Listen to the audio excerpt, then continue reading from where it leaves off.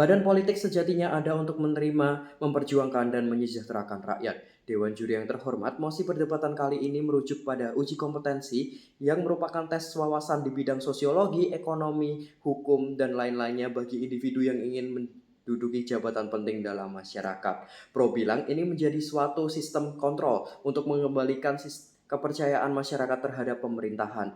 Namun, kami rasa ini bukan merupakan langkah yang benar-benar efektif, Dewan Juri yang terhormat. Mengapa? Satu, permasalahan pemerintah yang tidak mampu membangun integritas disebabkan oleh karakter, bukan hanya wawasan. Dewan Juri yang terhormat, kita dapat melihat saat ini bahwa sistem pemerintahan kita telah diisi oleh orang-orang atau individu yang mempunyai tingkat intelektual tinggi. Namun, nyatanya mereka tidak mampu untuk memberikan kepercayaan dan rasa aman terhadap rakyat, sehingga rakyat pada status quo-nya mengalami ketidakpercayaan terhadap pemerintah. Dua, jika kelulusan kandidat politik hanya terpaku pada tes wawasan, lalu bagaimana dengan karakter dan kedisiplinan mereka saat mengemban tanggung jawab yang telah diberikan oleh masyarakat kepada mereka?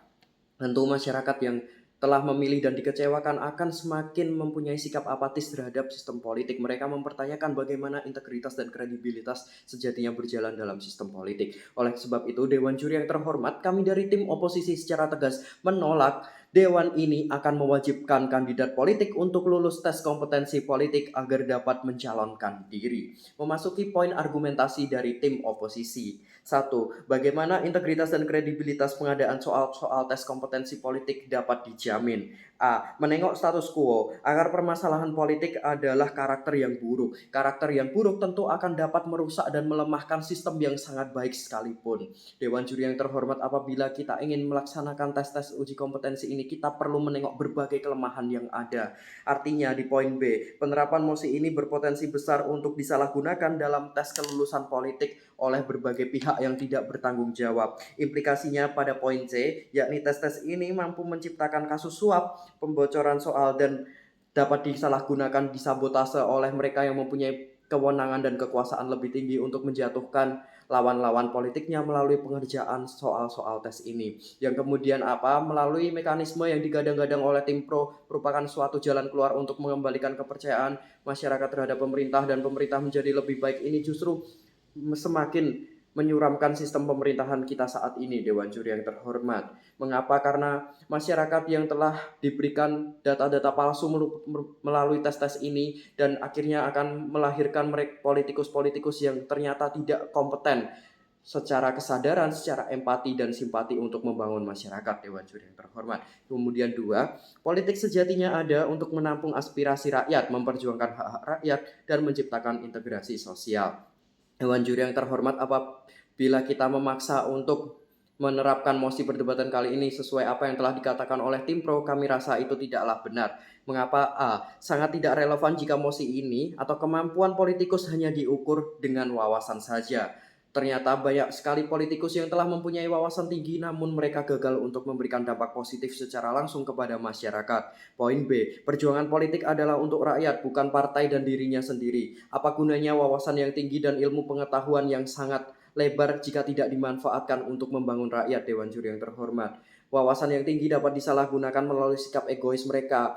Justru politikus ini akan mampu berpotensi besar untuk memperkaya dirinya sendiri tanpa memperdulikan rakyatnya, Dewan Juri yang terhormat. Kemudian C, wawasan yang apik tanpa disertai kecakapan mengimplementasikan hal tersebut untuk mewujudkan kesejahteraan rakyat sama saja dengan kegagalan dalam kepemimpinan pemerintah dan kegagalan sistem politik itu sendiri untuk mengatur dinamika sosial pada masyarakatnya, Dewan Juri yang terhormat. Sejatinya partai politik ada untuk memberikan rasa aman, nyaman, dan menjamin hak-hak kehidupan masyarakat, bukan malah membuat masyarakat bertanya-tanya bagaimana sistem politik di negara saya berjalan, bagaimana kredibilitas dan dari kebijakan-kebijakan yang telah dibuat oleh politikus maupun pemerintahan yang ada.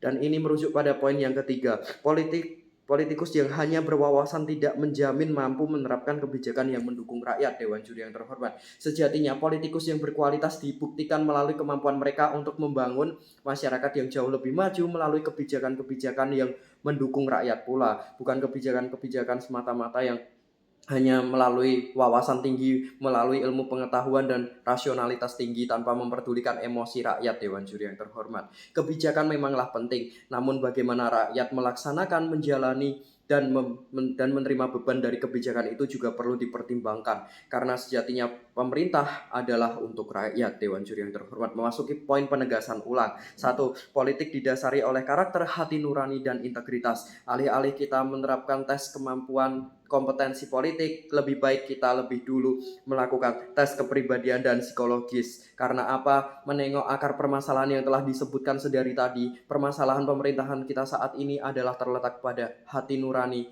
integritas, dan kejujurannya yang tidak dapat dijamin, Dewan Juri yang terhormat. Sehingga apabila kita ingin menciptakan pemerintahan yang berkualitas tinggi, kita tentu perlu untuk mengukir bagaimana proses dalam seleksi politikus-politikus ini berjalan.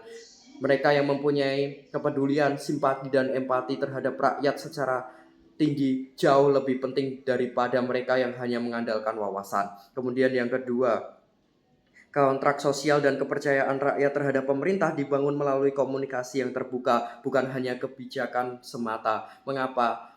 Mengacu pada dasar negara kita yakni Pancasila, komunikasi yang terbuka berbasis demokrasi merupakan hal yang sangat dipentingkan untuk rakyat bisa sejahtera. Dewan Juri yang terhormat, apabila pemerintah kita saat ini hanya mengandalkan wawasan untuk membuat suatu kebijakan-kebijakan yang belum tentu diterima baik oleh masyarakat, justru ini akan memberatkan masyarakat dan mengundang berbagai protes dan aksi demo yang jauh lebih brutal ke depannya, di mana hal-hal ini akan mengarahkan pada dampak-dampak negatif yang berkelanjutan, di mana apatis rakyat terhadap pemerintahan jauh lebih mengental. Dewan Juri yang terhormat. Kemudian poin 3, tes kompetensi politik tidak akan mampu mengatasi apatisme masyarakat terhadap pemerintah jika akar permasalahan berupa karakter yang buruk tidak terselesaikan lebih dulu. Dewan Juri yang terhormat, apa gunanya kita menciptakan sistem kontrol yang kuat? Apa gunanya kita menimbang-nimbang berbagai kebijakan yang tepat tanpa disertai dengan karakter yang baik dalam pelaksanaannya? Dewan Juri yang terhormat. Kemudian